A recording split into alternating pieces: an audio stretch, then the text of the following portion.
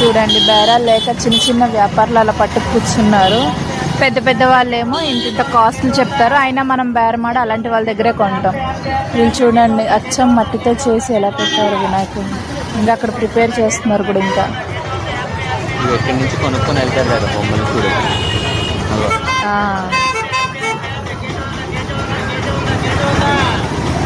ఇది మన దాసనపేట దగ్గర రింగ్ రోడ్ దగ్గర అన్నమాట వినాయకుడి స్టాల్స్ చూసారా. తీసుకో బాగా వినాయకుడిని పట్టుకెళ్తున్నారు చూడండి.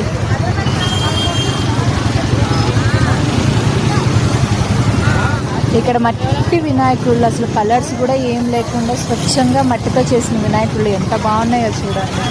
ఈవిడ సేల్స్ కోసం పట్టుకెళ్తుంది. ఇవన్నీ మట్టి వినాయకులు. లాస్ట్ ఇయర్ అసలు లేదు, ఈ ఇయర్ ఎన్ని పెట్టారో స్టాల్స్ అసలు.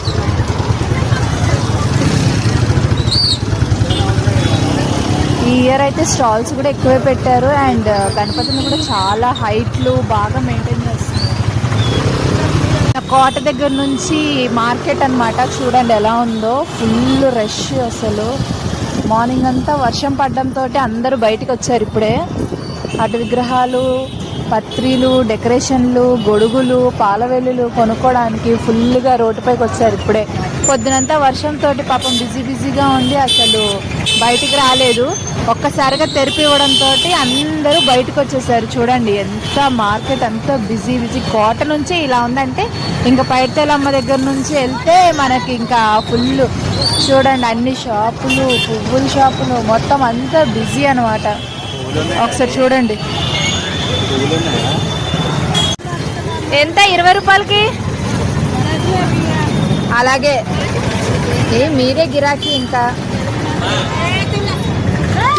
మార్కెట్లో విగ్రహాలు చూసారా, స్టాల్స్ ఎన్ని స్టాల్స్ పెట్టారో ఈ సంవత్సరం అయితే. ప్రతి షాప్ దగ్గర స్టాల్స్, అరటిపళ్ళు, పువ్వులు, పళ్ళు. అసలు ఆ వినాయకుడు చూడండి ఎన్ని విగ్రహాలు పెట్టారో. అసలు జనం అయితే ఈసారి మార్నింగ్ అంతా ఫుల్ రైన్ తోటి పాపం కట్టేసినట్టు అయిపోయింది. తగ్గగానే ఎంతమంది వచ్చారో చూడండి. ఒకసారి అలాగ వెళ్దాం. పూర్ణ దగ్గర క్రౌడ్ ఇదంతా కూడా ఒకసారి చూసేయండి.